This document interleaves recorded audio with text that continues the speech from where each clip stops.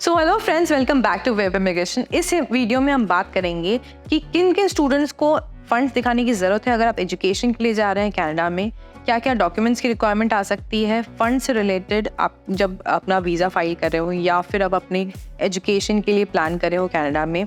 इस बारे में डिस्कस करेंगे, प्लस देखेंगे क्या क्या रीसेंट अपडेट्स हैं। जब हम अब्रॉड एजुकेशन की बात करते हैं तो फाइनेंशियल जो स्टेटमेंट होते हैं हमारे बहुत इंपॉर्टेंट होते हैं। Even before starting the process, student and the family should be aware कि कहाँ कहाँ में फंड शो करने हैं, कहाँ कहाँ पेमेंट्स होगी पहले ही, ताकि आप वेल प्रिपेयर्ड हो मेंटली और फाइनेंशियली आप एजुकेशन के लिए कनाडा में। तो बहुत सारी कंट्रीज़ में when you are planning for education then you need certain amount to show to the university as well as the visa officers कि आपके पास इतना फंड्स है पहले ही अरेंज, प्लस आपका लिविंग भी आप शो करते हैं। But when you are planning for study in Canada then you need to be prepared कि आपके जो फंड्स हैं वो पहले ही आपके पास रेडी हों, क्योंकि अगर आप एसटीएट के लिए फाइल कर रहे हैं तो आपको 1 ईयर की ट्यूशन फी पहले ही पे करनी पड़ती है, प्लस आपको GIC which is guaranteed investment certificate वो भी पहले ही पे करना पड़ता है। जो इस साल का जो GIC अमाउंट तय किया गया है वो है $20,635 कैनेडियन डॉलर्स। तो आपको पहले ही आपके पास रेडी होना चाहिए इतना अमाउंट,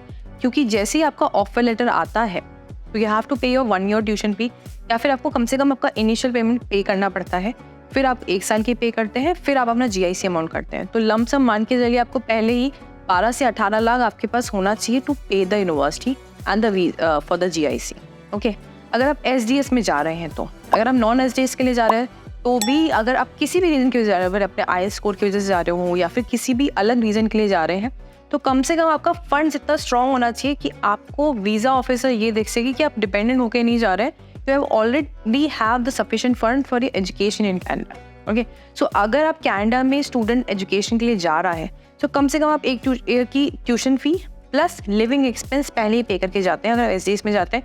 और नहीं भी तो भी आपको कम से कम नॉन SDS में भी आपको इतना फंड शो करना चाहिए कि आप अपना 1 साल का एक्सपेंस दिखा सके कि आप किसी कंट्री पे डिपेंड होकर नहीं जा रहे। जब आप अब्रॉड स्टडीज़ के लिए प्लान करते हैं तो वीज़ा ऑफिसर को ये एक्सपेक्टेड होता है कि आपके पास इतना अमाउंट है जो कि आपकी एजुकेशन में हेल्प कर सकता है, आपकी पूरी तरह से जितना भी आप जो जा रहे हैं वो पार्ट टाइम अर्निंग पे आप डिपेंडेंट नहीं है। तो you need to be showing your 1 year tuition fee जो आप पहले ही पे कर जाते हैं, और नेक्स्ट ईयर की जो फर्स्ट सेमेस्टर की फीस है, प्लस एटलीस्ट आपका ट्रैवल एक्सपेंस जो आपका होता है वो आपके फंड्स में शो होना चाहिए कि आपके पास इतना अमाउंट है पहले ही आपके नेक्स्ट ईयर के लिए, प्लस आप जितना भी ट्रैवल करने वाले हैं, वहाँ पे रहने वाले हैं, वो आपके पास अमाउंट है। कनाडा में स्टूडेंट्स सिर्फ अपने पेरेंट्स को ही अपना स्पॉन्सर बना सकते हैं, या फिर अगर कोई मैरिड है तो अपने हस्बैंड उनको जो स्पॉन्सर कर सकते हैं। आप कितने भी फंड दिखाते हैं, student should at least have 1 year of tuition fee, okay, plus next year की भी आपके पास फंड्स होने चाहिए शो करने के लिए। आपको जो बैंक स्टेटमेंट जाता है जो आप शो करते हैं वो एटलीस्ट 3 मंथ्स ओल्ड होना चाहिए। आप FDs दिखा सकते हैं, RDs दिखा सकते हैं, LICs भी शो कर सकते हैं अगर आप फंड शो कर रहे हैं वीज़ा के टाइम। जो रिक्वायरमेंट रहती है जो नेक्स्ट ईयर की, अगर 2 साल के लिए जा रहे हैं हम, तो नेक्स्ट ईयर के लिए कम से कम आप 9 से 10 लाख दिखाते हैं तो उनके लिए सफिशिएंट होते हैं, क्योंकि अगर आप उसी अमाउंट को अगर कैनेडियन डॉलर्स में कन्वर्ट करते हैं तो वो अमाउंट बहुत लिमिटेड हो जाता है। ऑलराइट, सो आपके पास इतना होना चाहिए कि वीज़ा ऑफिसर को लगे कि हाँ you can at least survive in Canada with your own money. Okay, उसके अलावा आप ITRs दिखा सकते हैं, CA रिपोर्ट क्रिएट कर सकते हैं। CA रिपोर्ट भी इतनी अच्छी खासी होनी चाहिए कि उनको ये लगे, जो वीज़ा ऑफिसर्स आपको वीज़ाज देंगे,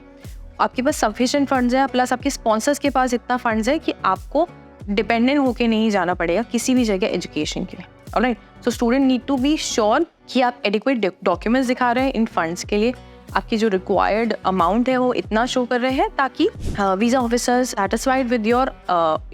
amount of money you have in your accounts. Okay, so अगर आपको इससे रिलेटेड कोई भी क्वेश्चन है, क्वेरीज है अबाउट योर फंड्स, आपको क्या शो करने चाहिए, क्या नहीं शो करना चाहिए, कितने ITRs शो करने चाहिए, you can contact us. The details are on your screen. Thank you so much.